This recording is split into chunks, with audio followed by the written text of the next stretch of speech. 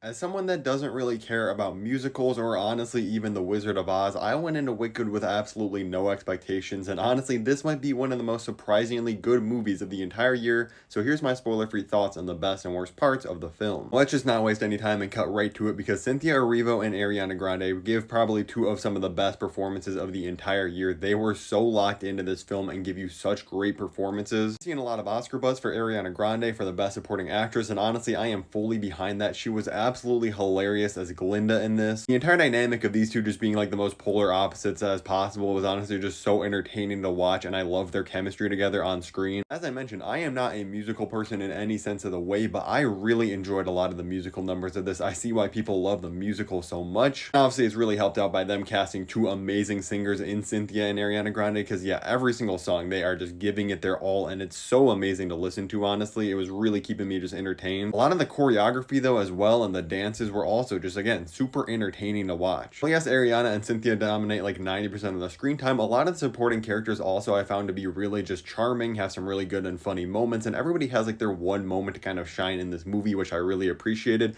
especially Jeff Goldblum as Oz. I mean, I just love Jeff Goldblum in anything, so seeing him show up was just incredible. One of the real major highlights of this film for me is a lot of the practical sets and the costume design I just found to be so incredible, and it really transported me into this world of Oz in a way that I haven't felt in a movie in so long. But this is truly just something that feels so otherworldly, but it introduces it all to you so perfectly. Don't hear what I'm not saying for this next part. I'm not comparing this to Harry Potter. Harry Potter are some of my favorite books and movies of all time, but I do think this movie does a similar job of just transporting you to another world, like what happens when you visit Hogwarts every time in the Harry Potter movies. It feels magical, it feels fun and vibrant, and it feels lived in, and I really loved how this movie handled it. I saw a lot of people kind of complaining about the visuals of this movie, saying that things look incredibly dull and a lot of the colors weren't as vibrant as they'd want Oz to be, and people were saying things like lens flare, as you can see in this picture, were kind of overused and just drowned out a lot of the imagery. And I gotta be honest, I do think there's some of that in the very third act of the film when we're in a new location, where things were just starting to look a little bit more dull and lifeless than I would have liked. But I think for the most part, people are really exaggerating it. I think a lot of this movie, the entire school looks incredible. I found the movie to be pretty vibrant and bright overall. Like I said, it's really only at the third act where I think things get a little bit darker, but it honestly kind of fits the things happening in the movie. I think it was more intentional and people are just kind of overlooking it. And while this has been extremely positive so far, I do have a pretty big issue with the movie, which is the runtime. Now, honestly, for the most part, I did not mind the runtime of this film.